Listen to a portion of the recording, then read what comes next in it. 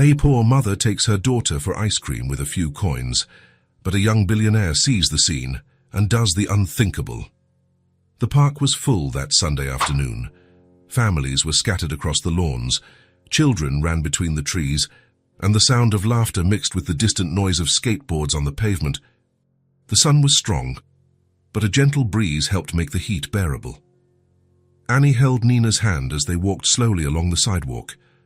The girl was 5 years old, with blonde hair falling over her shoulders and light blue eyes that sparkled at everything around her.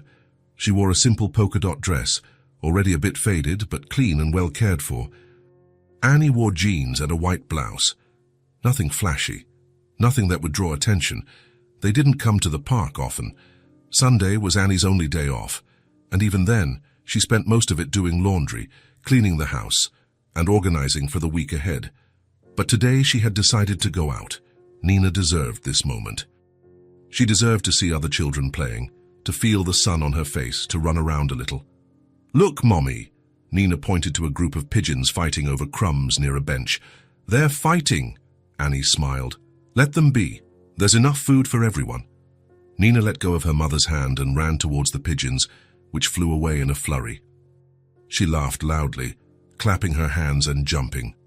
Annie watched from a distance, with a weariness that didn't show on her face but weighed heavily on her shoulders, the kind of exhaustion that comes from working too much and sleeping too little, from carrying the world alone. They continued walking along the stone path. Nina skipped from side to side, pointing at everything. A big golden-haired dog, a red balloon stuck in a tree, a man playing a guitar near the central fountain. Everything was new. Everything was a reason to smile. And then she saw it, the ice cream cart. It was parked under a large leafy tree with a striped red and white awning. A man in an apron and a cap was smiling at the children lined up. There were all kinds of ice cream, simple cones, colorful popsicles, cups with whipped cream and sprinkles on top. Nina stopped in her tracks. She stopped as if she had seen something magical. "Mommy," she tugged on Annie's blouse, her eyes fixed on the cart. "Can I?" Annie felt a tightness in her chest. She knew that tone of voice. She knew the sparkle in those blue eyes. She knew what came next. "We can look, sweetie." They approached slowly. Nina pressed her face against the glass of the cart, observing each flavor as if it were the most important thing in the world. There was strawberry, lemon, and chocolate with brownie chunks. But what caught her eye was a different one, colorful, with spiraling stripes of various colors, pink, blue, green, yellow, covered in shiny sprinkles. "I want the colorful one, Mommy." Annie looked at the price board hanging on the side of the cart. The colorful ice cream was the most expensive. Of course it was, it always was. She slowly opened her purse, searching for the coins at the bottom.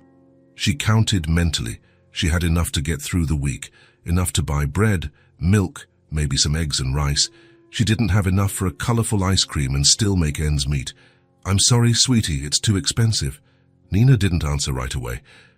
She just kept looking at the ice cream behind the glass, quiet. She didn't throw a tantrum, she didn't cry, she didn't insist. She just lowered her head and took a step back, away from the cart. "It's okay, Mommy." Annie felt her heart ache even more. She wished she could give that to her, wished she could say yes without having to calculate the rest of the month. But she couldn't. And Nina, so young, already understood that. She preferred when Nina complained, preferred when she whined, when she stomped her foot, because this silent acceptance hurt more. It hurt because Nina was already learning not to ask, not to expect, not to dream too big. "We can come back another day," Annie said, trying to soften the disappointment. "When Mommy gets paid." Nina nodded, but she didn't smile. She just held her mother's hand again. They started to walk away from the cart when a deep voice cut through the air. "Wait." Annie turned.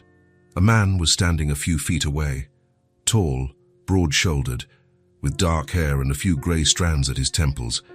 He looked to be in his 40s, maybe a little older. He wore a grey dress shirt, sleeves rolled up to his elbows, and dark jeans.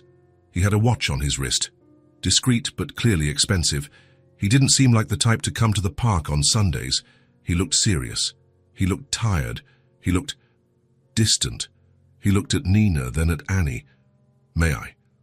Annie didn't understand at first. She just stood there, confused.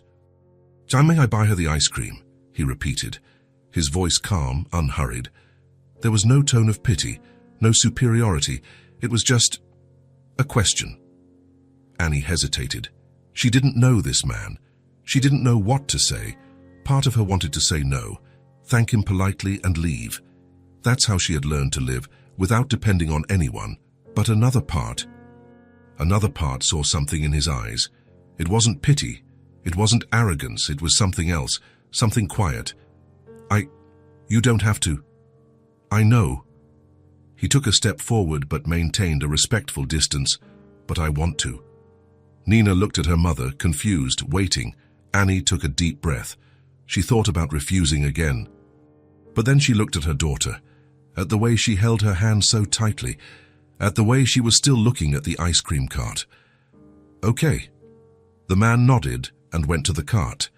He ordered the colorful ice cream with sprinkles, paid without flinching, and came back holding the cone carefully, as if carrying something fragile. He knelt in front of Nina, getting down to her level, and held out the ice cream. "Here you go." Nina looked at her mother again, silently asking for permission. Annie nodded. Then Nina took the ice cream, her blue eyes shining again, that smile returning to her face. "Thank you," she said softly, almost a whisper. The man smiled. It was a small, almost shy smile. As if he wasn't used to smiling, as if he had forgotten how— "You're welcome." Annie approached, adjusting her purse on her shoulder. "Thank you, sir. Really, that was very kind of you." He shook his head. "You don't have to thank me." "Yes, I do." Annie held the strap of her purse firmly, keeping her posture straight. "It's not every day that someone does something like this."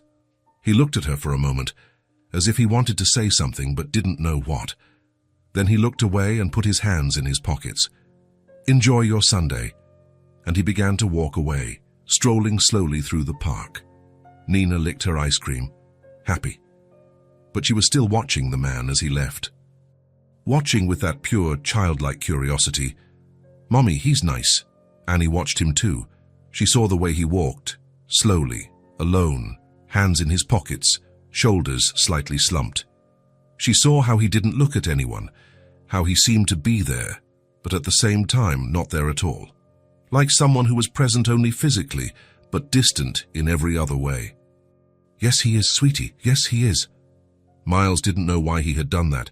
He was at the park because he needed to get out of the house, because being cooped up in his apartment was starting to feel suffocating, because the walls were getting too small, because Sunday was the worst day of the week, the day when everyone seemed to have someone. Entire families laughing, couples holding hands, groups of friends playing frisbee, and he had no one. He used to come to the park just to walk, to see other people living their lives, to remember that the world kept spinning, even when he felt like his had stopped long ago. But when he saw that mother and daughter near the ice cream cart, something stirred in him. He saw the mother's expression, the way she looked at the coins in her hand, calculating, weighing. He saw the way the little girl accepted the no without complaining, without crying, without making a scene. And that hurt. It hurt in a strange, unexpected way that he wasn't prepared to feel. So he acted. Without thinking too much, without calculating the consequences. Now walking back alone through the park, Miles looked behind him. The girl was sitting on a wooden bench, eating her ice cream slowly, smiling. Her mother was beside her, gently stroking her daughter's blonde hair, talking softly. Miles stopped for a moment. He just watched that simple scene. And for the first time in a long time, he felt something other than the constant emptiness. It wasn't happiness, not yet, but it was different. It was as if a small crack had opened in a place he thought was completely sealed off. He turned and kept walking. He didn't know that this would be the beginning of everything. He didn't know that this small gesture, so simple and quick, would change not only their lives, but his as well. Miles hadn't planned on returning to the park the following Sunday. In fact, he had spent the whole week trying not to think about it. About the ice cream, about the little girl with light blue eyes. about the mother who thanked him with a dignity he rarely saw in anyone. But when Sunday arrived, he found himself waking up early, making coffee, getting dressed, and walking in the same direction, along the same path, at the same time. Maybe it was habit, maybe it was curiosity, maybe it was just loneliness. The park was more crowded than the previous Sunday. It was a pleasant warmth, the kind that invites people out of their homes, and everyone was enjoying it. Kids were running everywhere, dogs were pulling on their leashes, vendors were selling popcorn, cotton candy, and colorful balloons. Miles was walking slowly, his hands in his jeans pockets, when he heard it. "It's him. Mommy, it's him." He turned his head. Nina was running towards him, her blonde hair flying in the wind, a huge smile on her face. She wore a yellow dress with white flowers and slightly dirty white sneakers. She ran fast, without fear, without hesitation, the way only a child runs. Miles stopped, not quite sure what to do. Nina reached him and stopped in front of him, out of breath. Her cheeks flushed. "Hi, hi," Miles replied, still processing what was happening. Annie was right behind her, walking fast, trying to keep up with her daughter. When she got closer, she was breathless. "Nina, slow down. You can't just run off like that." "But I saw him. Mommy." Annie looked at Miles, a little embarrassed. "I'm sorry." "She recognized you from a distance and took off before I could stop her." Miles shook his head. "It's okay, really." Nina tugged insistently on her mother's blouse. "Can I tell him? Mommy, can I?" "Tell him what, sweetie?" "About the flavor." Annie chuckled softly. "You can." Nina looked at Miles with that unconcealable childhood excitement. "My favorite flavor isn't the colorful one. It's chocolate. It's always been chocolate. But I really like the colorful one too. It was so yummy. Thanks again." Miles felt something strange in his chest. Something warm. Something he hadn't felt in a very long time. "You're welcome. Chocolate, huh?" "I'll remember that." "It's the best flavor in the world," Nina said, completely serious, as if stating a scientific fact. Miles smiled, a small but real smile. Annie watched the scene, more relaxed than last week. There was something different in the way she looked at him now, less suspicion, less caution. "Were you two out for a walk?" Miles asked. "We always come on Sundays," Nina answered before her mother could. "It's the only day Mommy doesn't work." "Nina?" "But it's true, Mommy." Annie gave an embarrassed smile. "It's true." Miles looked around. There was an empty bench under a large tree, with plenty of shade and a good view of the lake. "Want to sit for a bit?" Annie hesitated. Miles noticed. "Time only if you want to. No strings attached." Nina was already pulling on her mother's hand. "Let's go, Mommy. My feet are tired." Annie looked at her daughter, then at Miles, and nodded. "Okay." The three of them walked to the bench. Nina sat in the middle, swinging her legs that didn't reach the ground. Annie sat on one side, Miles on the other. For a moment, they were silent. It wasn't an uncomfortable silence. It was just silence. The kind of silence that doesn't need to be filled. Nina watched the pigeons walking nearby, looking for crumbs. Annie looked at the lake, where a few ducks were swimming peacefully. Miles looked straight ahead, not focusing on anything in particular. "Do you come here often?" Annie asked. "On Sundays, yes, for a few months now." "Alone?" Miles nodded. "Alone." Annie didn't ask any more questions. She understood loneliness. She understood perfectly what it was like to be surrounded by people and still feel invisible. Nina, on the other hand, had no filter. "Why do you come alone?" "Don't you have any friends?" "Nina," Annie scolded, embarrassed. Miles chuckled softly. "It's okay. It's a good question." He looked at Nina. "I have co-workers, but real friends? No, I don't." "Why?" "Nina, that's enough." "No, it's all right." Miles took a deep breath. "Sometimes you lose important people. And after that, it's hard to trust again." Nina thought for a second. "But you can trust us." Miles looked at her, surprised by the simplicity of it. Children had a gift for speaking complicated truths in a simple way. Can I? Yes. Mommy always says we should be friends with nice people, and you're nice. Miles felt his chest tighten, but it wasn't a bad feeling. It was strange, but not bad. Thank you, Nina. They sat there for almost an hour. Nina talked non-stop. She talked about school, about the very strict math teacher, about her best friend who had a cat named Whiskers, about the butterfly drawing she had made on Friday that the teacher had hung on the classroom wall. Miles listened to everything, attentive, asking questions when it felt right. Annie also talked, but less. She commented on the weather, the park, small things. Miles noticed that Annie didn't talk about herself, not about work, not about home, not about her life. She kept her distance, and he respected that. But Nina, unintentionally, gave away pieces of the story. Mummy works a lot. She leaves early and comes back late. Nina. But it's true. You come home tired every day and still have to make dinner and do laundry. Annie looked away, slightly embarrassed. Miles didn't comment. He just listened. After a while, Nina saw other children playing near the lake, throwing crumbs to the ducks, and asked to go over. Annie let her, but kept a close eye on her, watching her every move. Now it was just Miles and Annie on the bench. The silence returned, but this time it was different. It had more weight. She's incredible, Miles said, watching Nina play. She's my everything, Annie replied, her voice soft but firm. Miles looked at her. You're doing a great job. She's polite, happy, affectionate. That doesn't happen by accident. Annie was quiet for a second, processing the compliment. She wasn't used to getting compliments about being a mother, about doing something right. Thank you. I try. I do what I can with what I have. Are you raising her alone? Annie looked at him, weighing whether she should answer. Whether she should open up. Then she nodded slowly. Yes, always have.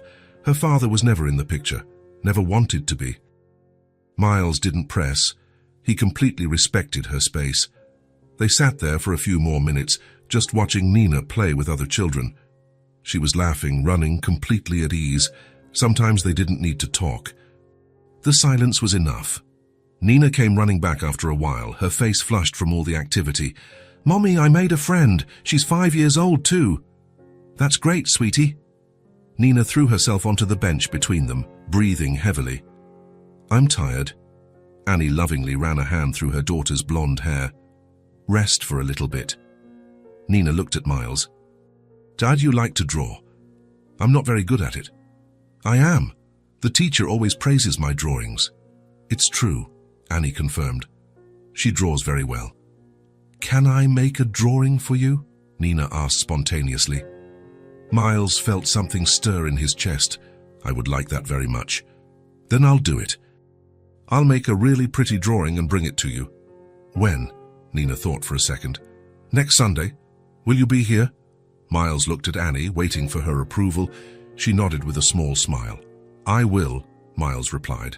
Promise? I promise, Nina smiled, completely satisfied. Then she snuggled onto the bench, resting her head on her mother's arm, tired but happy. Miles watched the scene, a mother and daughter, together, peaceful. Something so simple, yet so complete. And for the first time in a long time, he didn't feel alone. He felt like he was a part of something, even if it was just for that moment. The sun was beginning to set, painting everything in gold. Nina had gone back to playing near the lake, this time more slowly, tired from all the running. Annie and Miles remained on the bench, watching in a comfortable silence. Miles glanced at the watch on his wrist. It was already past 3 in the afternoon. Have you two had lunch yet? Annie hesitated, biting her lower lip. We'll eat at home, I still have to cook. How about we grab some coffee first? Miles suggested, trying to sound casual. There's a good coffee shop near the park exit. Nothing fancy, very simple. Annie was about to refuse. Miles saw it in her expression. He saw the automatic resistance she had whenever someone offered something. My treat, he said quickly before she could say no.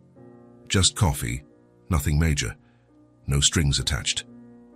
Annie looked at Nina, who was playing peacefully with other children near the water. I don't know. Nina must be hungry. They have chocolate cake there. And fresh juice too. Annie took a deep breath. She was tired. She was hungry too, though she wouldn't admit it.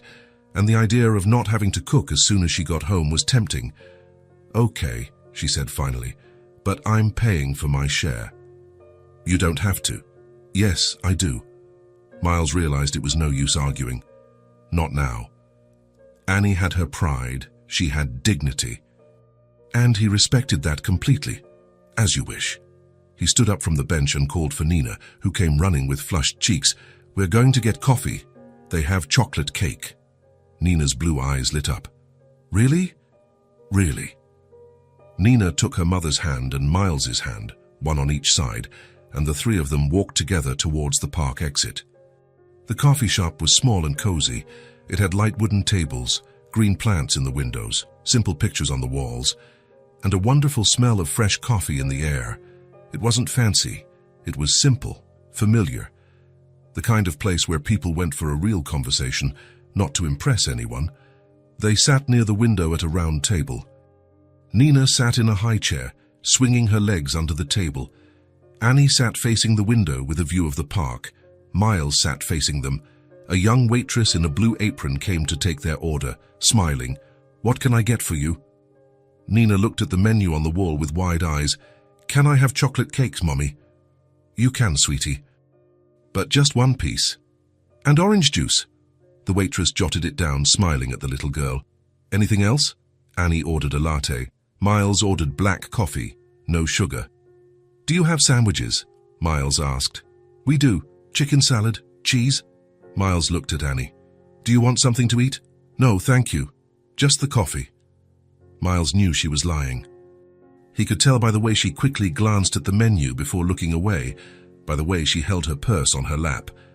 "Bring 2 chicken salad sandwiches too," he told the waitress, "and a slice of key lime pie." "Miles," Annie started. "It's for me, I'm hungry." Annie knew he was lying too, but she didn't say anything. She just looked away, feeling a mix of gratitude and embarrassment. The waitress left with their orders. Nina propped her elbows on the table, looking at Miles with curiosity. "Do you live far from here?" "Not too far. About a 20-minute drive." "Alone? Alone? Isn't that sad?" Annie sighed. "Anina, stop asking personal questions." "But I want to know," Miles smiled. "Sometimes it is sad, yes, but I've gotten used to it. Mommy says nobody should be alone, that everyone needs someone." Miles looked at Annie, who was slightly blushing. "Your mom is right." The orders arrived quickly. Nina attacked the cake with her fork, eating slowly, savoring every bite. Annie sipped her coffee in silence, holding the mug with both hands. Miles pushed one of the sandwiches towards her. "Eat, seriously." Annie hesitated, looking at the sandwich. She was hungry, really hungry. She had skipped breakfast to save money. "Go on, Mommy," Nina said with her mouth full. "You didn't eat properly today." Annie sighed and picked up the sandwich. She took the first bite. It was good. Simple, but good. They ate in silence for a few minutes. It wasn't uncomfortable. It was just peaceful.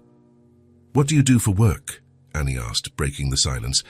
"I have a company in the tech industry. We develop software for other businesses." "That must be nice," Miles shrugged. "It pays the bills, pays well actually, but it's not what I imagined when I started." "What do you mean?" "I thought working hard would make me happy. I thought that having success, making money, building something big would fill some void inside me." He paused. "But it didn't." Annie looked at him with genuine attention.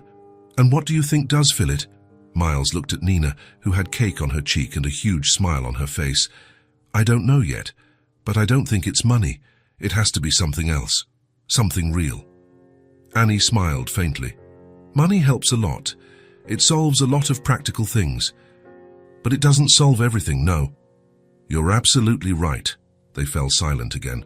Nina finished her cake and asked to go to the restroom. Annie got up to go with her. "I'll be right back." Miles was left alone at the table, watching the bustle of the coffee shop. Couples talking softly, friends laughing, an old woman reading a newspaper, life happening all around. When Annie returned with Nina, she seemed more relaxed. She sat down again, picking up her coffee mug. Thank you for the meal. That was very kind. You don't have to thank me. Yes, I do. Annie looked at him directly. We don't have much. So when someone does something nice like this, it matters. Miles felt his chest tighten. I figured. Annie took a deep breath, as if deciding whether to speak or not. Then she began, I work at a restaurant. I'm a waitress. I work 6 days a week, sometimes 7 when I need extra money. I leave home at 7 in the morning and get back at 9 at night if I'm lucky. Nina stays with a neighbor after school. Miles listened in silence, without interrupting. I've raised Nina alone since the beginning. Her father, who he never wanted to be involved, never helped, never showed up. So it's always been just her and me. That must be very difficult. It is. Annie looked at her daughter, who was drawing with a colored pencil the waitress had given her. But we manage, we've always managed. I do what I can. Miles saw the strength in her, the dignity, the determination to keep going even when everything was hard. The rent went up this month, Annie continued, her voice lower. It went up a lot, almost 30%. The landlord said it's the market rate now, that there's nothing to be done.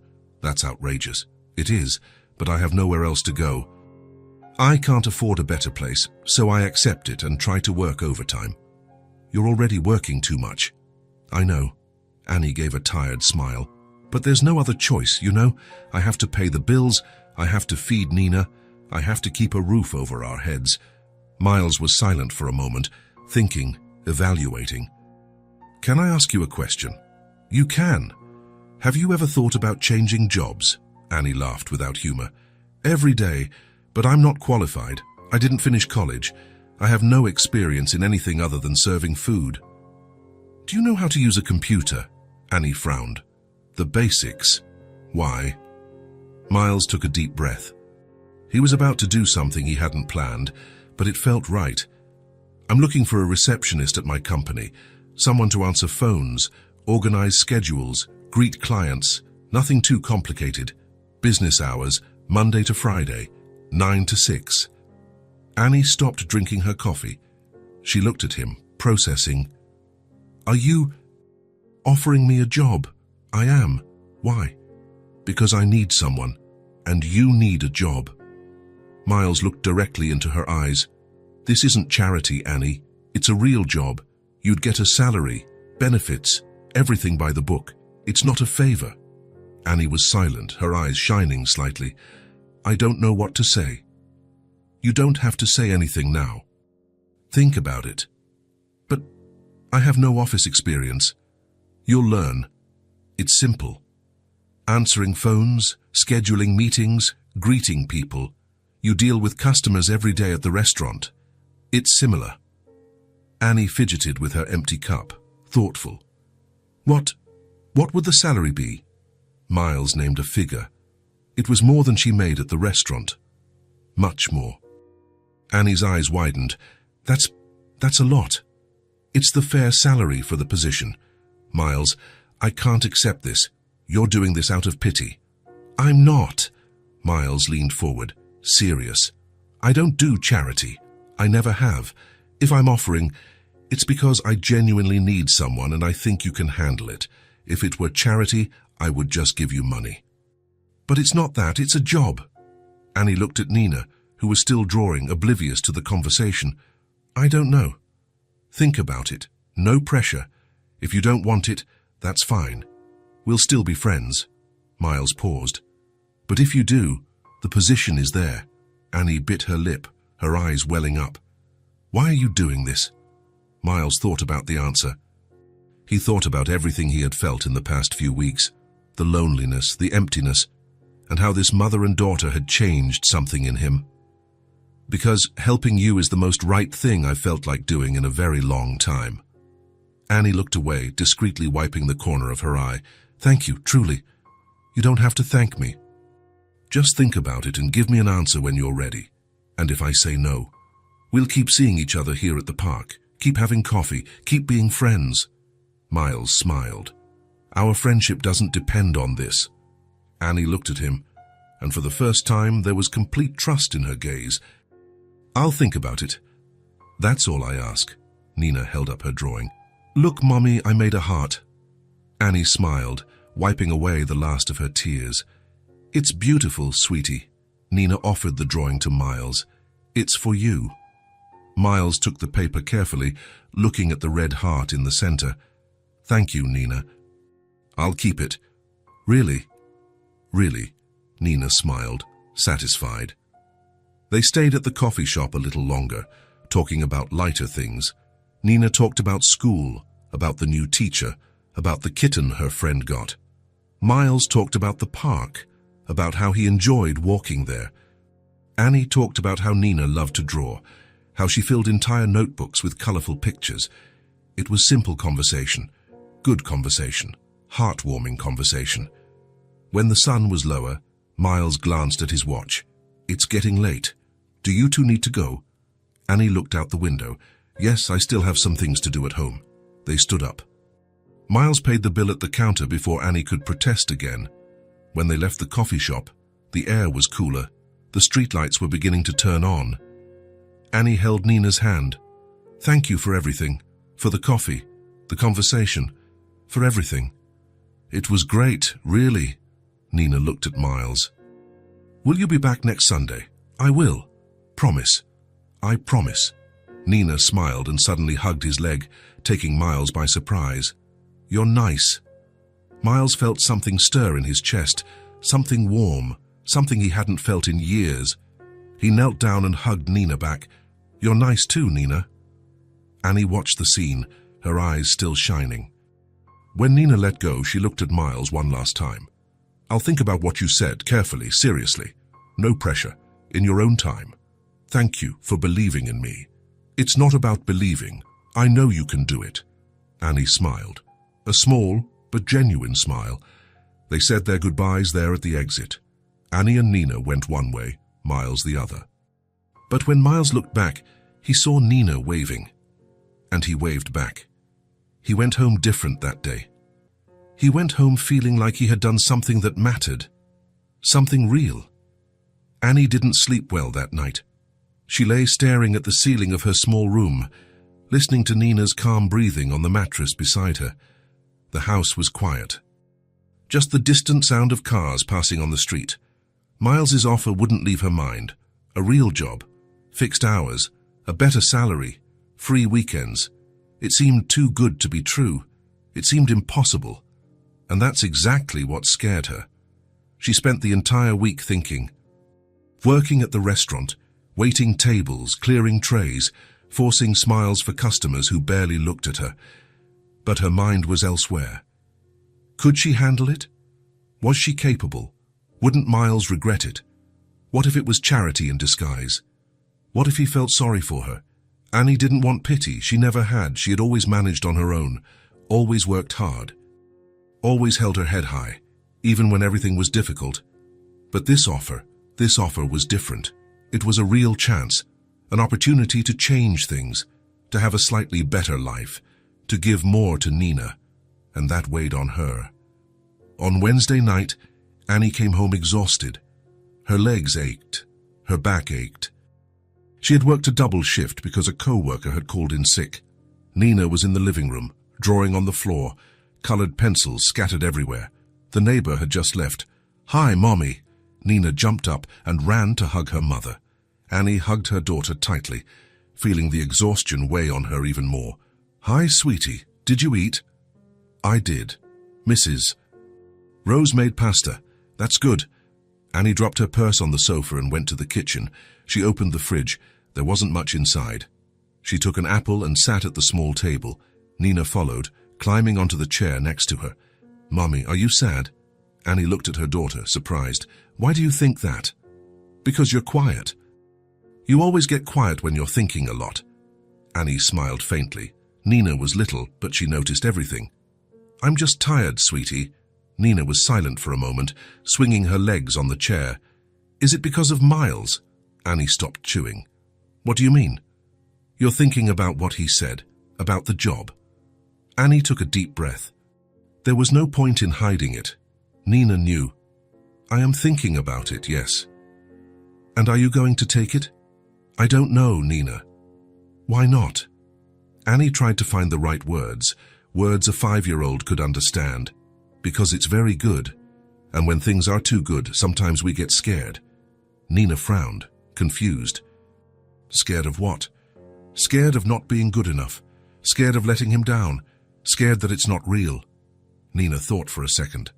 Then she said, with that simplicity only a child possesses. But Miles is nice, Mommy. He likes us. Annie felt her chest tighten. You think so? I know so. I can see it. He smiles when he's with us. He's happy. Annie looked at her daughter, at the way she spoke with such certainty, with such confidence. What if he changes his mind? He won't. Nina spoke with absolute conviction. He promised he'd always be our friend, and he doesn't break promises. Annie felt her eyes sting. She felt a lump in her throat. Nina got down from the chair and hugged her mother. I take it, Mommy. You deserve it. Annie hugged her daughter back tightly, feeling the tears stream silently down her face. Thank you, sweetie. You're welcome. Nina kissed her mother's cheek. Now come see the drawing I made. It's a rainbow. On Thursday morning, Annie woke up decided. She picked up her old phone, took a deep breath, and typed a simple message. Hi, Miles. It's Annie. I accept.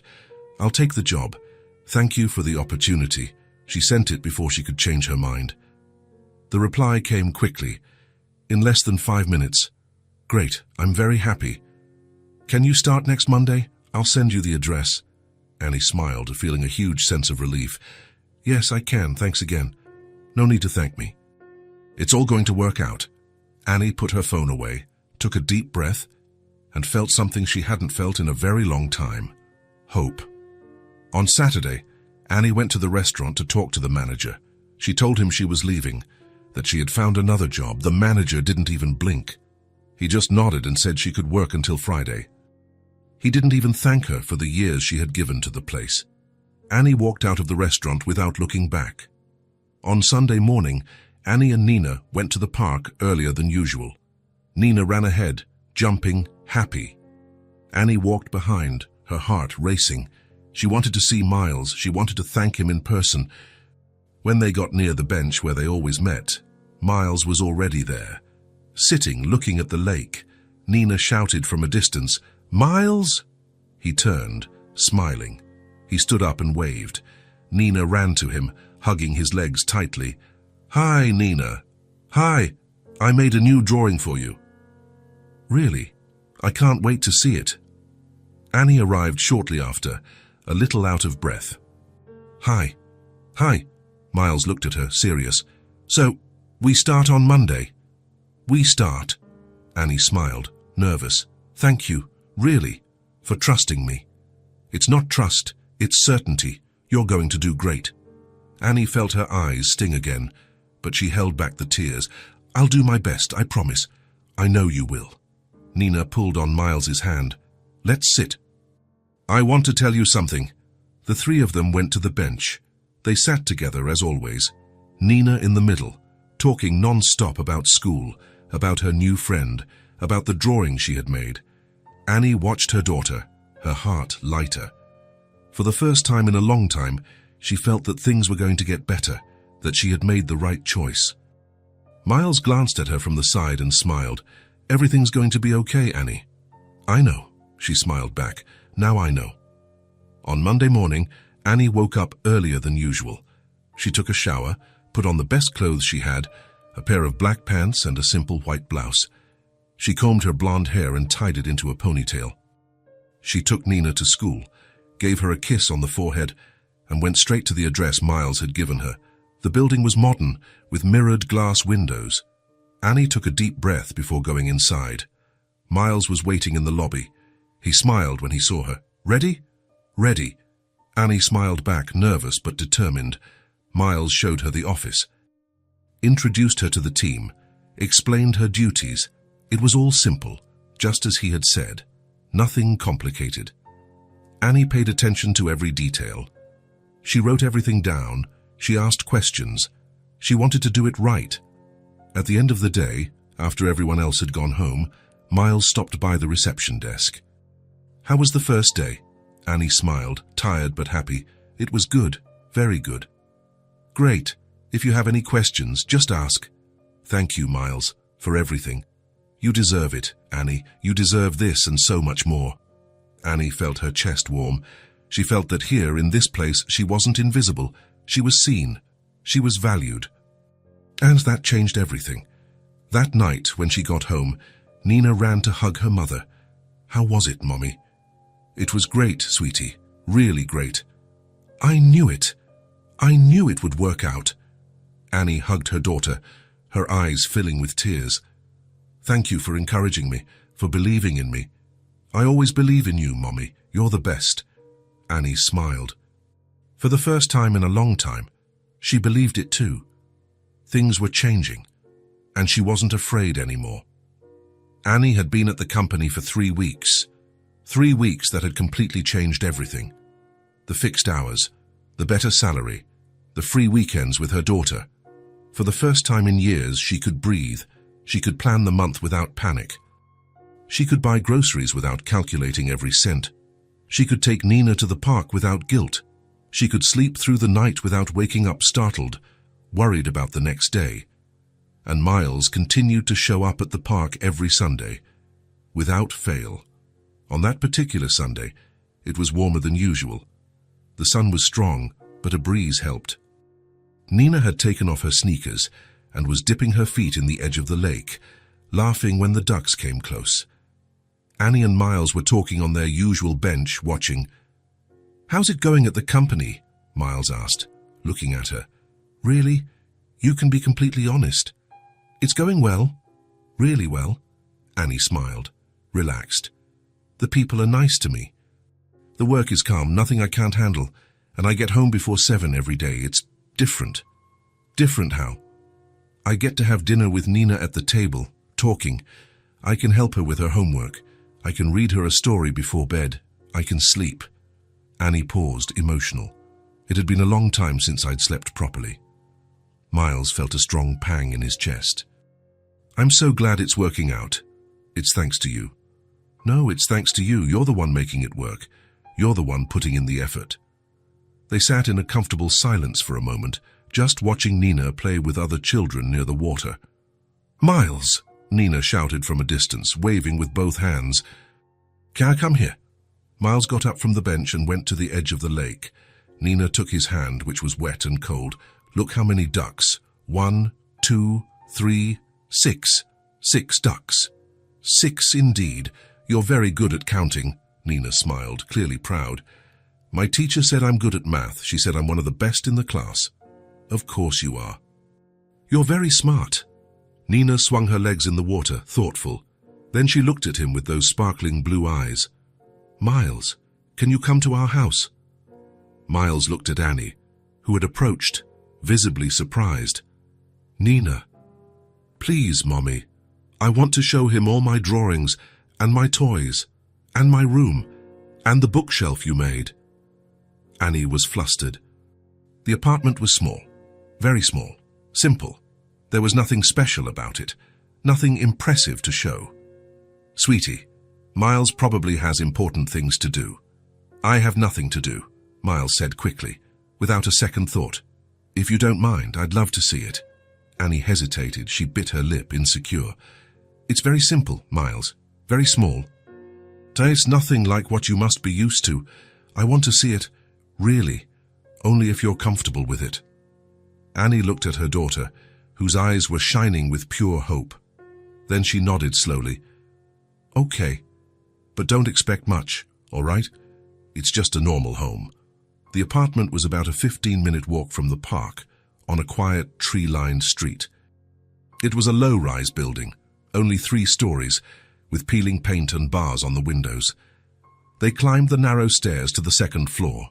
Nina went first, skipping steps 2 at a time, completely excited. Annie followed, nervous, fixing her blonde hair. Annie stopped in front of the faded green door, searching for the key in the bottom of her purse. "Sorry about the mess. I left early today and didn't have time to tidy up properly." "Don't worry about it." Annie opened the door carefully.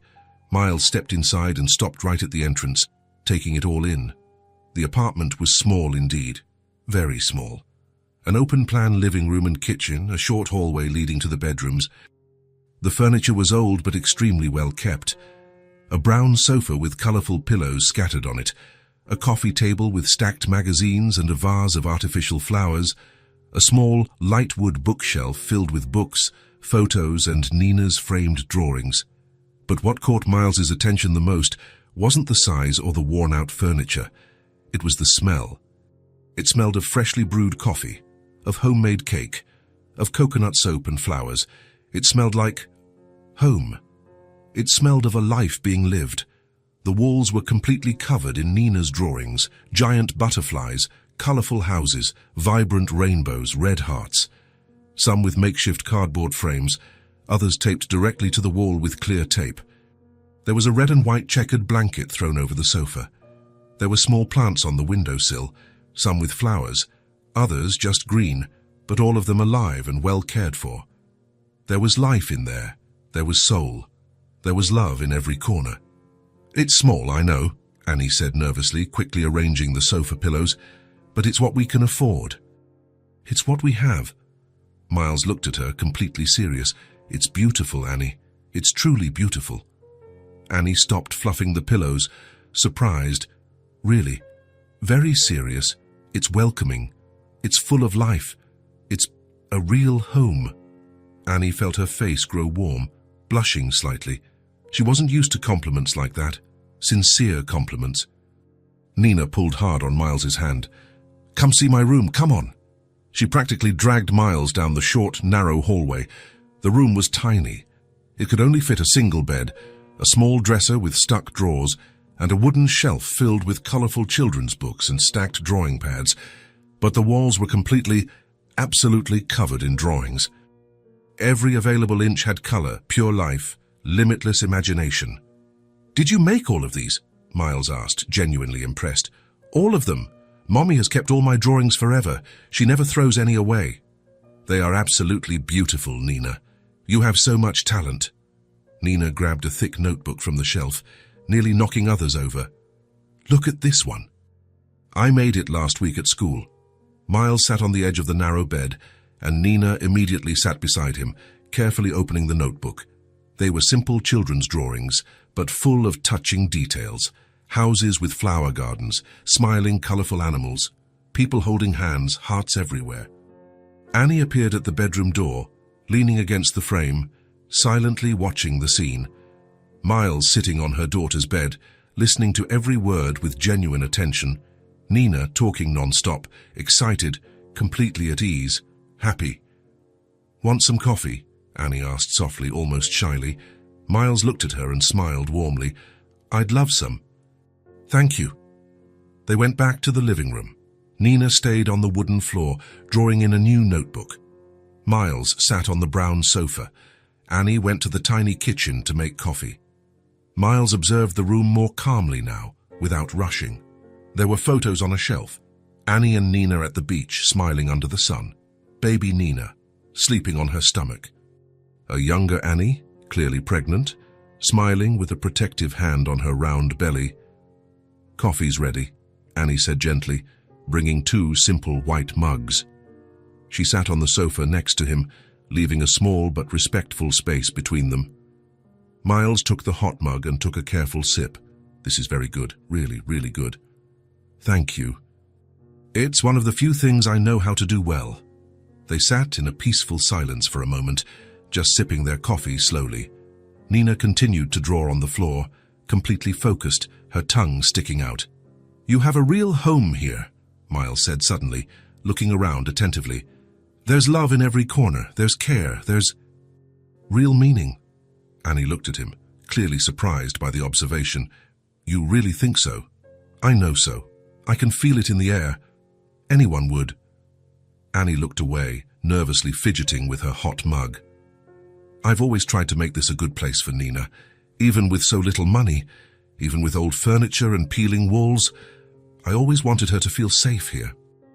To know she has a real home, and she knows she feels completely safe. Anyone can see that." Miles looked at his own mug, thoughtful, distant. "My house isn't like this, not at all. It's big. It has expensive imported furniture. It has everything money can buy, but it doesn't have this. It has no soul at all. Annie looked at him with genuine, curious attention.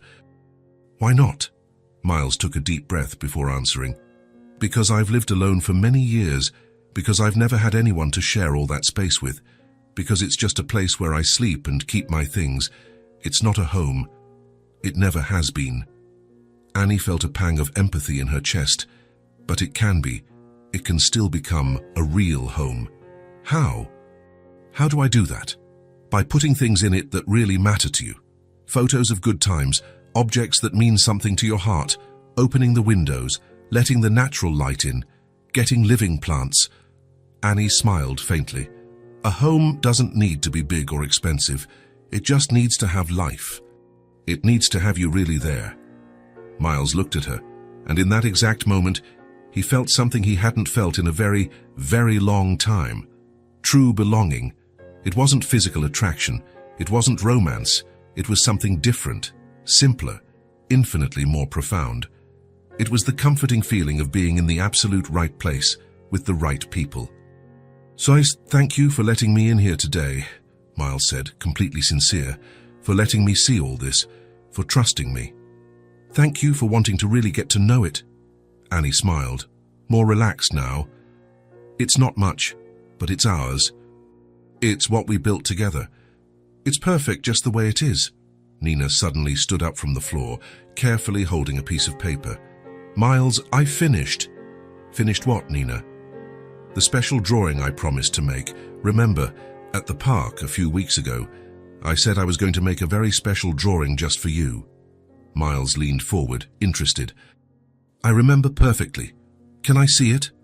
Nina handed him the paper with her two small hands, extremely careful, as if it was something absolutely precious and fragile. Miles took the drawing gently and looked at it closely.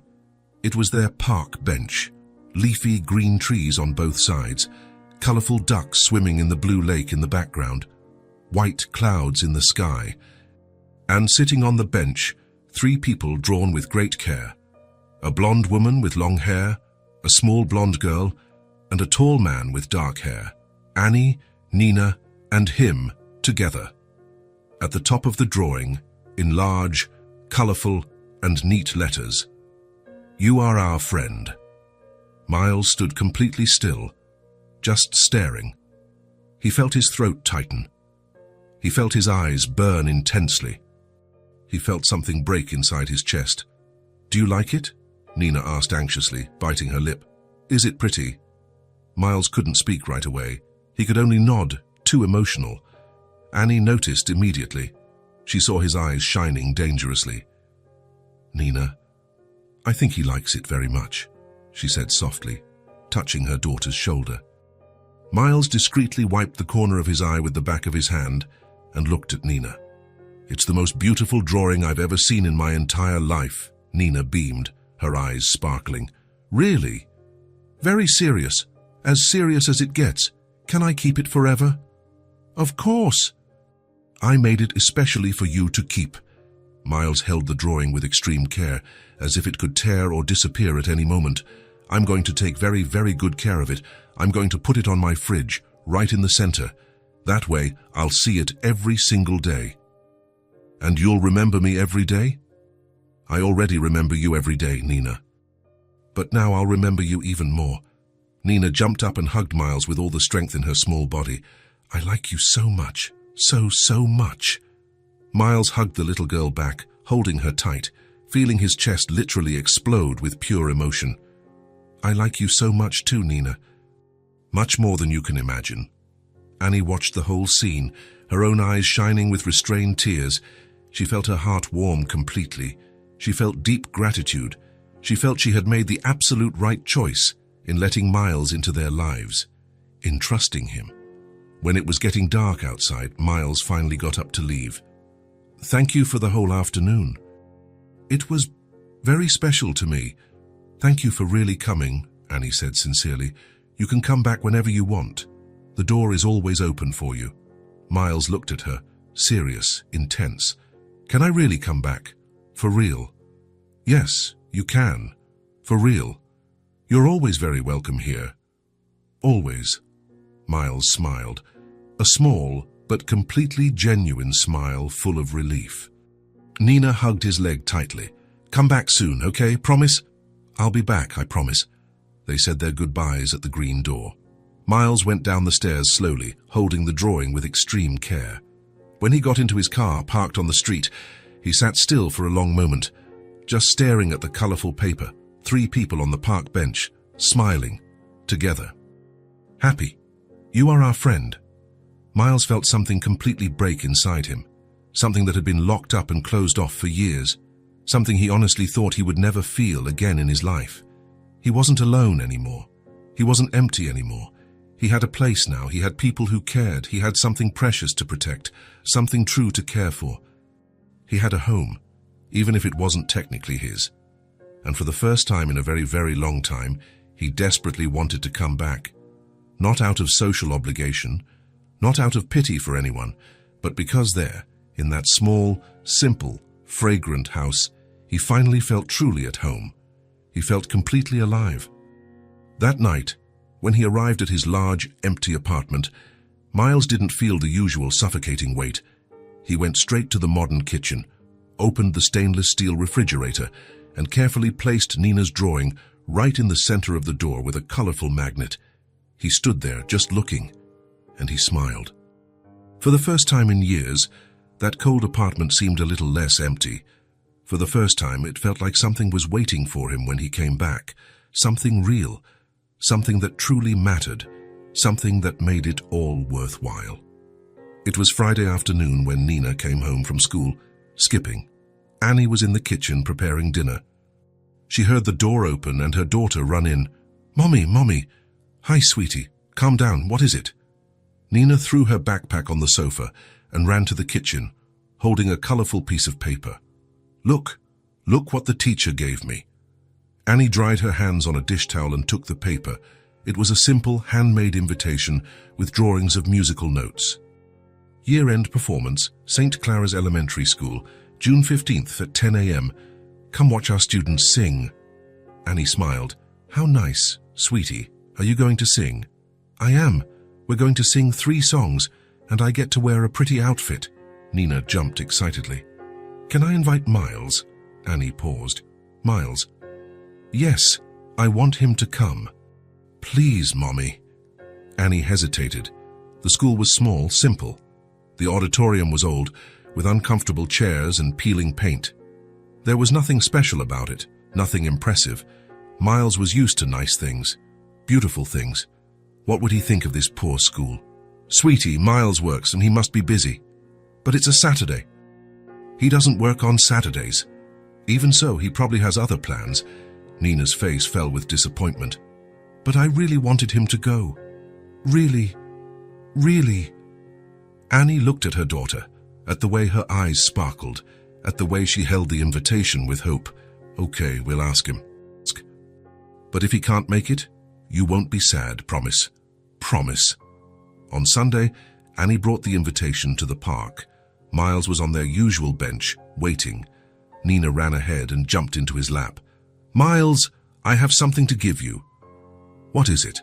Nina handed him the crumpled invitation. "It's my performance at school. I'm going to sing." "Can you come?" Miles opened the invitation and read it carefully. "When is it?" "Next Saturday, in the morning." Miles looked at Annie, who had approached, clearly embarrassed. "You don't have to go," Annie said quickly. "Nina just wanted to invite you, but we understand if you have other plans." "I want to go," Miles said firmly. Nina cheered. "Really? Very serious. I wouldn't miss it." Annie bit her lip. "Miles, it's a very simple school. Very small. It's nothing." "I don't care about that." Miles looked directly at her. "I want to see Nina sing. That's all that matters." Annie felt her face grow warm. "Okay, thank you." Nina hugged Miles tightly. "You're the best." The following Saturday, Miles woke up early. He put on casual clothes, jeans and a polo shirt. Nothing too formal. He didn't want to draw attention. He arrived at the school 15 minutes early. The building was small, with worn-out walls and bars on the windows. Children were running around the playground. Parents were talking in groups. Miles entered discreetly and sat at the back of the auditorium. The place was packed. Crowded chairs, the noise of children, a dusty smell. But there was life there. There was joy. Annie came in with Nina a few minutes later. Nina wore a simple white dress with a blue ribbon in her blonde hair. She was nervous, holding her mother's hand tightly. Annie saw Miles at the back and gave a discreet wave. He waved back, smiling. Nina saw him too, and her whole face lit up. She waved excitedly before following the other children to the makeshift stage. The performance began. The children sang nursery rhymes, off-key but full of enthusiasm. Some forgot the lyrics, others giggled in the middle. But all the parents applauded with pride. When it was Nina's turn, Miles leaned forward. She was in the second row, tiny among the other children. She sang softly at first, shyly. But then she looked to the back of the auditorium and saw Miles. He was smiling, waving discreetly. Nina smiled back, a huge grin, and sang louder. She sang with confidence. She sang looking right at him. Miles felt his chest tighten. He felt something warm and good. When the song ended, he clapped loudly, louder than anyone else. After the performance, Miles waited outside. Nina came running out and threw herself into his arms. "You came, you really came." "Of course I came." "I promised. Did I sing well?" "You sang wonderfully." Annie approached, smiling. "Thank you for coming. I know it wasn't easy to wake up early on a Saturday." "It was easy, and it was great." Nina pulled on his hand. "Can we get ice cream now, please?" Miles looked at Annie. "Can we?" Annie laughed. "We can?" They went to the ice cream parlor near the school. Nina ordered chocolate, as always. Annie ordered strawberry. Miles ordered vanilla. They sat at a small table outside. Nina ate her ice cream quickly, getting it all over her face. "Were you nervous?" Miles asked. "I was so nervous, but then I saw you and I felt calmer." "Why?" "Because you were there, and I knew you were proud of me." Miles felt a lump in his throat. "I'm very proud of you, Nina, always." Annie watched the scene, her heart full. "Thank you for being present," she said softly. "Not everyone would do that. I wanted to be here, truly. Even so, it means a lot, to her, and to me, too." Miles looked at her, serious. "You two mean a lot to me, more than you can imagine." Annie looked away, moved. Nina finished her ice cream and jumped out of her chair. "Can I play over there?" She pointed to a small playground nearby. "You can, but don't leave that spot." Nina ran off. Miles and Annie were left alone at the table. "You didn't have to come," Annie said, "but I'm glad you did. I didn't come out of obligation. I came because I wanted to. Because I'm a part of your lives now." Annie looked at him, her eyes shining. "You really are. And I don't want to stop being a part. If you'll let me, we want you here. We always have." Miles smiled. "Then I'll keep showing up." "Good, because Nina wouldn't let you disappear anyway." They laughed together. Nina came running back, out of breath. "Can we go to the park now?" Annie looked at Miles. "Want to go? Always?" The three of them walked down the street together, Nina in the middle, holding both of their hands. And Miles realized, in that simple moment, that this was what he had always wanted. Not a perfect life, not a traditional family, but this: presence, belonging, love without obligation. And he was never going to let it go. After the ice cream, the three of them went to the park. Nina ran ahead, as always, heading straight for the swings. Annie and Miles walked slowly behind, watching her. The sun was higher now. It was warm, but the shade from the trees helped. There were people everywhere. Families, couples, groups of friends. Life happening. They sat on their usual bench. Nina was swinging by herself, laughing, her blonde hair flying in the wind.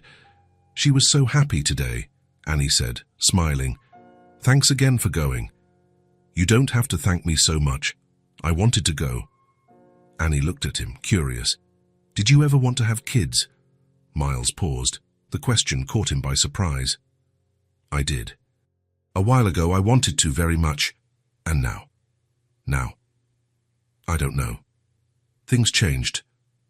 Annie noticed the different tone in his voice. Heavier, more distant. What happened, Miles? He was silent for a long moment, just watching Nina play. Then he took a deep breath. I was married about 3 years ago. Annie looked at him, surprised. He had never talked about this. I didn't know. I don't talk about it much, about that time. Annie waited, not pushing, letting him speak at his own pace. Miles continued, his voice low. We had been together for 5 years. I thought it was forever, you know. I trusted her completely, planned a future, wanted to build a family. He paused, clenching his hands. And then I found out she was with someone else. For months. A business partner of mine, someone I considered a friend, someone I trusted as much as I trusted her. Annie felt her chest tighten. Miles, I'm so sorry. They hid it for almost a year, a whole year. I was working, trusting, planning, and they were lying straight to my face. His voice was heavy, not with anger, but with old pain, pain that still hurt. When I found out, everything fell apart. The marriage, the partnership, the friendship, everything. I lost everything at once. Annie gently touched his arm. You didn't lose everything. You got out of that situation. But it broke something inside me. Miles looked at her, his eyes tired. And it broke my ability to trust, to open up, to believe that someone could be genuine with me. That's why you came to the park alone. That's why I couldn't connect with anyone anymore. Couldn't trust. I thought I'd be like that forever. Alone. Closed off.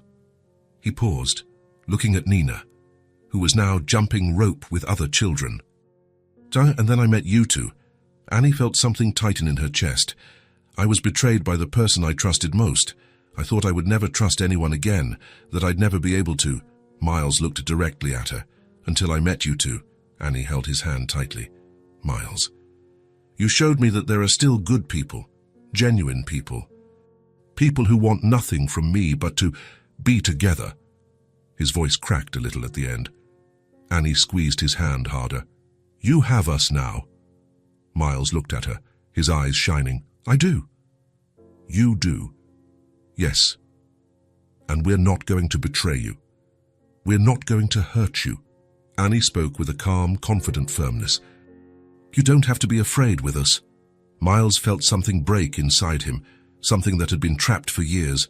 He lowered his head, trying to control his emotions. Thank you for letting me into your lives, for letting me be a part. You don't have to thank us. You're a part of it because we want you here. Because you're important to us. Miles discreetly wiped the corner of his eye. I don't know what I did to deserve this. You don't have to deserve it. You just have to be here. That's all. They sat in silence for a moment, a silence full of meaning, full of mutual understanding. Nina came running back, breathless and smiling. Miles, can you push me on the swing? Miles smiled, quickly wiping his face. Of course, let's go. He got up and went with Nina to the swings. Annie watched from a distance. She saw him carefully pushing her daughter, saw Nina laughing loudly, saw Miles smiling too. And she realized something important. Miles wasn't alone anymore, and he didn't have to be. Later, when it was almost noon, they left the park. Miles walked them close to their home, as he always did. When they said goodbye, Nina hugged his legs. Will you be back next Sunday? I will. I always will. Promise. I promise. Nina let go and took her mother's hand. Annie looked at Miles, serious. Thank you for trusting us. For sharing that. Thank you for listening, for not judging. We would never judge you. Annie smiled faintly. You're our friend, and real friends don't judge. They just accept. Miles felt his chest warm. You two are the best people I've ever met. You are too, don't forget that. They said their goodbyes. Annie and Nina went into the building. Miles stood on the sidewalk, watching until they disappeared up the stairs. Then he turned and walked back to his car. But this time, he didn't feel empty. He felt light. He felt that he had shared a burden he had been carrying alone for years. He felt that he had someone now, someone who cared, someone who wouldn't leave. When he got home, Miles went straight to the kitchen. He looked at Nina's drawing on the fridge. You are our friend. He smiled, And for the first time since the betrayal, since the divorce, since everything that had broken inside him, Miles felt he could trust again, he could open up again, he could live again because he wasn't alone anymore. And he never would be again. 3 months had passed since Annie started working at the company. 3 months that changed everything. Life had found a different rhythm, calmer, more predictable, more secure. Annie paid her bills on time now. She bought food without calculating every cent. She took Nina to the park without guilt. She slept at night without waking up startled, worried about the next day. And Miles had become part of their routine. Every Sunday at the park, every week, a few quick visits in the late afternoon, simple dinners at the small apartment, conversations in the kitchen while Annie made coffee. Nina drawing on the living room floor, Miles sitting on the old sofa watching with a smile. It was simple. It was good. It was real. On that particular Sunday, it was a beautiful day. A cloudless blue sky, a strong but not suffocating sun, a light breeze that made the leaves dance. Nina was playing near the lake with other children, throwing pebbles into the water and watching the ripples form. Annie and Miles were on their usual bench, just watching in a comfortable silence. Miles looked at Nina for a long moment. He saw how much she had grown in these months, how she was taller, smarter, more confident. He saw the way she laughed, free, without fear. The way she interacted with other children, generous and kind. "She's going to go far," Miles said suddenly, breaking the silence. Annie looked at him, surprised. "What?" "Nina, she's going to go far in life. I'm sure of it." Annie smiled, moved. "You think so? I know so. She's smart, creative, kind. She has everything it takes to be whatever she wants." Annie looked at her daughter, her chest filled with pride and hope.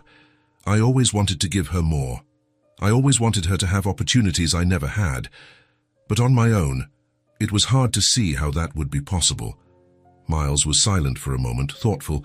Then he took a deep breath. "I want to do something for her." Annie looked at him, confused. "You already do so much. You gave me a job, you—" "It's not that. It's something else." Miles turned to face her completely, serious. "I want to set up a fund for Nina." Annie blinked, processing. "A fund? An educational fund? For when she's older? For college, for courses, for whatever she needs. I want her to have every possible opportunity." Annie stood frozen, in shock. "Miles, I can't accept that." "It's not a favor, Annie," Miles spoke firmly. "It's not charity. It's because I believe in her future. I believe she can be incredible, and I want to help ensure she has the tools for that." "But it's too much. It's way too much." "It's not too much. It's the least I can do." Miles looked directly into her eyes. "You two changed my life. You gave me something I thought I'd never have again. You gave me purpose. You gave me family. You gave me a reason to wake up in the morning." His voice trembled slightly. "Let me do this. Let me give back in some way. Let me invest in her future." Annie felt her eyes fill with tears. She tried to hold them back, but couldn't. They streamed silently down her face. "No one has ever cared about us as much as you do." Miles felt his own chest tighten. "You deserve this and so much more." Annie wiped her tears with the back of her hand, trying to compose herself. "I don't know how to thank you. I don't know what to say." "You don't have to say anything, just accept." Annie looked at her daughter playing. She thought about the future, about the possibilities, about the doors that could open, the opportunities Nina could have. "Okay," she finally said, her voice choked with emotion. "I accept. For Nina. For her future." Miles smiled, relieved. "Thank you for letting me do this. Thank you for believing in her, for believing in us." They sat in silence for a moment, Annie still discreetly wiping away tears, Miles watching Nina play, his heart full. "Helping you two was the best thing I've ever done," Miles said softly, almost to himself. "The only thing that really matters." Annie looked at him, moved. "You've also helped us in ways you can't even imagine. You gave us security, stability, but more than that, you gave us hope. You gave Nina an example of a good man, someone who truly cares." Miles felt a lump in his throat. "I'm not that good." Yes, you are. You just don't see it. Nina came running back at that moment, throwing herself between them on the bench. What are you guys talking about? Annie quickly wiped her face, smiling. Grown-up stuff, sweetie. Boring stuff, Miles laughed. No, good stuff. Stuff about you. Nina smiled and curious. About me? What? About how incredible you are, Miles said, running a hand through her blonde hair, and about how you're going to conquer the world one day. Nina laughed, not fully understanding, but happy with the compliment. Can I have ice cream? Annie looked at Miles, who was already getting up. Let's go. They went to the ice cream cart. Nina ordered chocolate, as always. Annie ordered strawberry. Miles ordered lemon. They sat on a different bench, near the fountain, eating slowly. Nina got chocolate all over her face. Annie wiped it clean with a napkin, laughing. Miles watched the simple, everyday scene and felt complete. You know what I realized? Annie said suddenly. Just what? We have a routine now, a good routine. Miles smiled. It's true. Sundays at the park, dinners during the week, conversations in your kitchen. You've become a part of our week, of our life, and you've become a part of mine. Nina finished her ice cream and jumped off the bench. Can I go on the slide? You can, but stay where I can see you. Nina ran off. Annie and Miles were alone again. Thank you, Annie said, looking at him. For what? For everything. For showing up in our lives. For staying. For caring. Miles looked at her, serious, emotional. You gave me something I never had. What? A place I always want to come back to. Annie felt her eyes well up with tears again. Miles, I had a house, I had money, I had success, but I didn't have a place I wanted to come back to at the end of the day. I didn't have people waiting for me. I had no reason to come home smiling. He paused, his voice heavy with emotion. Until I met you two. Now I do. Now I wake up in the morning and know there's something waiting for me. Someone who cares if I made it home okay. Someone who's happy to see me. Annie took his hand. We'll always be here. Always. And I'll always come back. Always. They stayed like that for a moment, holding hands, watching Nina play, feeling the peace of that moment. It wasn't romance. It wasn't passion. It was something different, something deeper. It was a chosen family. It was affection that had been built. It was presence without obligation. When it was getting late, they walked back to Annie's apartment. Miles walked with them, as he always did. Nina skipped ahead, humming a song from school. At the door of the building, Annie turned to him. Want to come up? I was going to make pasta. Nothing fancy, but you're welcome. Miles smiled. I'd love to. I always do. They went up the stairs. Nina opened the door and ran inside, throwing her backpack on the sofa. Annie went to the kitchen. Miles sat on the sofa watching Nina draw on the floor. The apartment smelled of coffee and lavender. Soft music was playing on the old radio. There was life there. Annie called from a distance. Miles, can you help me get that pot from up there? Of course. He went to the kitchen. He got the pot from the high cabinet and handed it to her. Thank you. They worked side by side. Annie chopping vegetables, Miles stirring the sauce. Nina appeared at the door, watching. You look like a real family, she said innocently. Annie froze. So did Miles. Nina continued, oblivious to the impact of her words. Like my friends' families. With a mom, a dad, and a daughter, Annie looked at Miles, not knowing what to say. Miles knelt down to Nina's level. We are a family. It might not be the traditional kind, but we are. Because family isn't just about blood. It's about who cares, who stays, who chooses to be together. Nina smiled, satisfied with the answer. So are you my dad? Miles's heart stopped. He looked at Annie, who was pale, speechless. I'm not your dad, Nina, but I'm someone who loves you very much, someone who will always be here for you. Is that enough? Nina thought for a second. It is. It's more than enough. And she hugged Miles tightly, with all the strength she had. Miles hugged her back, his eyes stinging. Annie turned to the stove, discreetly wiping her face, too emotional to speak. After dinner, Miles helped with the dishes. Nina had already gone to bed, tired from the long day at the park. Annie and Miles stood in the small kitchen, side by side, drying the plates.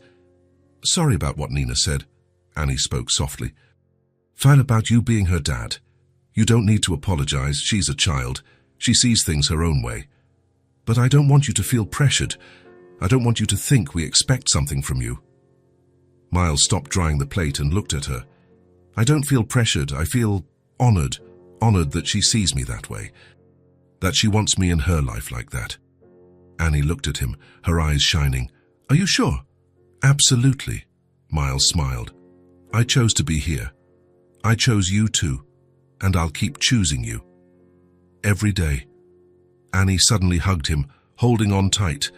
Miles hugged her back, feeling the peace of that moment. "Thank you," she whispered, "for everything. Thank you. For letting me in, for letting me be a part." They stood like that for a moment, just hugging, just grateful. When they let go, Annie smiled, wiping her face. "Do you want some coffee before you go?" "Always." They sat at the small kitchen table. They drank coffee slowly. They talked about the week, about plans for next Sunday, about nothing and everything at the same time. And Miles realized something important. He wasn't alone anymore. He wasn't empty anymore. He had a family now, not traditional, not perfect, but real. And it was everything he had ever wanted. It was everything he needed. It was home. Finally, it was home. Miles arrived at the park earlier than usual that Sunday. 8 in the morning. The sun was still low, the grass still glittered with dew, and few people were strolling along the quiet paths. He parked his car near the entrance and carefully opened the trunk. There was the gift, a small bicycle, red and white, with training wheels on both sides. It had colorful butterfly and flower stickers on the frame, and a pink helmet with sparkling stars. Miles had spent the whole week looking for the perfect bicycle. He had gone to 3 different stores. He wanted something safe, beautiful, special, something Nina would never forget. He pushed the bicycle to their usual bench and waited, nervous and excited. Half an hour later, he heard the familiar voice in the distance. "Miles!" Nina came running, with Annie close behind, walking more slowly with a purse on her shoulder. Nina stopped suddenly when she saw the bicycle. Her blue eyes went wide. Her mouth fell open in pure surprise. Is that a bicycle?" Miles smiled, his heart racing. "It is. And it's all yours." Nina stood still, just staring, as if she couldn't believe what she was seeing. "Mine? For real?" "For real?" Nina shrieked with joy and ran to the bicycle, touching the handlebars gently as if it were something magical. "It's beautiful. Look, Mommy." "Look at the butterfly stickers." Annie came closer, her hands over her mouth, her eyes shining with restrained tears. "Miles, you didn't have to do this. I wanted to." He looked at her, sincere. Every child deserves to have their first bicycle. Annie felt tears well up, but she held them back forcefully. She just nodded, too emotional to speak. Nina picked up the pink helmet and put it on her head, completely crooked. "Is this right?" Miles laughed and knelt down, carefully adjusting the helmet, tightening the buckle under her chin. "Now it's perfect. Can I ride it now? Right now?" "You can. Come on, I'll teach you." Miles held the bicycle steady while Nina climbed on with difficulty. She was nervous, gripping the handlebars tightly, her small feet barely reaching the pedals. "I'm going to fall." "No, you won't. I'm holding on tight. Trust me." Nina took a deep breath and started to pedal slowly, unsteadily. Miles held the back of the seat, walking alongside her. "That's it, keep pedaling." "You're doing great." Nina pedaled, concentrating, her tongue sticking out. The training wheels helped her balance, but she still wobbled from side to side. Annie watched from a distance, sitting on the bench, her heart tight with pure emotion. "I'm doing it!" Nina shouted, starting to laugh. "Yes, you are!" "You're doing great." They rode like that along the stone path, slowly. Miles let go of the bicycle for a few seconds, letting Nina go on her own with the training wheels. She didn't even notice he had let go. "Look, Mommy, I'm riding all by myself." "I see, sweetie, you look wonderful." Nina pedaled faster, excited by the freedom. Then the front wheel hit a small stone on the path. The bicycle wobbled hard. Nina lost her balance and fell sideways onto the soft grass. Miles ran to her immediately. "Are you okay? Did you get hurt?" Nina was still for a second, processing. Then she started laughing loudly. "I fell." "You sure did, but you're not hurt, are you?" "Nope." "It was just funny." Miles helped her up, brushing the grass off her knee. "Want to try again?" Yes, again." And she got back on the bicycle without any fear. They stayed there for almost a full hour, Nina pedaling, falling, getting up, laughing, Miles running alongside, holding on, letting go, teaching with patience, Annie watching everything from the bench, her heart absolutely full. When Nina finally got tired, Miles brought the bicycle back to the bench. Nina was sweaty, her face red from exertion, but smiling more than Annie had seen in a long time. "This was the best day of my entire life," Nina said, throwing herself onto the bench between them. "Twice it was a very good day," Miles agreed, sitting next to her, also tired. Annie sat on the other side, lovingly stroking her daughter's damp blonde hair. "Thank you, Miles. Really, this means so much to her. To both of us." Miles looked at Nina, who was still holding the pink helmet in her lap, protecting it as if it were a precious treasure. It was a huge pleasure. Seeing her this happy, it's priceless. They sat in silence for a long moment, just resting, just breathing, just being there together. Annie looked around slowly, at the lake with the ducks swimming, at the trees swaying in the breeze, at the path where Nina had just learned to ride a bike. It's funny how this park became so special. Miles looked at her, attentive. "Yeah, it's true. It's become very special. I always came here with her before, but it was just any other park, a place to spend time on a Sunday. And now? Now it's completely different." Annie smiled faintly, nostalgic. "Now it's our place." Miles felt something tighten in his chest, something good, something profoundly warm. "This is where it all started," he said softly, looking at the exact bench where they were sitting. "This is where I saw you that day, trying to buy Nina ice cream. This is where I decided to do something small, simple, that changed absolutely everything." Annie looked at him, her eyes shining intensely. "Did you know then that it would change everything?" "No, I didn't know anything. I just knew I had to help somehow." Miles looked at the calm lake. "I came here alone for months before that, walking in circles, completely empty inside. And then I found you two, and we found you too. You gave me something I didn't even know I was desperately searching for." His voice cracked slightly. "You gave me a place to belong, a place to come back to, a real home." Annie held his hand, squeezing it with all the affection in the world. "You'll always have a place with us." "Always, Miles." Miles looked at Nina, who had rested her tired head on her mother's lap, the pink helmet still in her small hands. Her eyes were slowly closing, heavy with sleep. "She's sleeping," Miles whispered tenderly. "She is.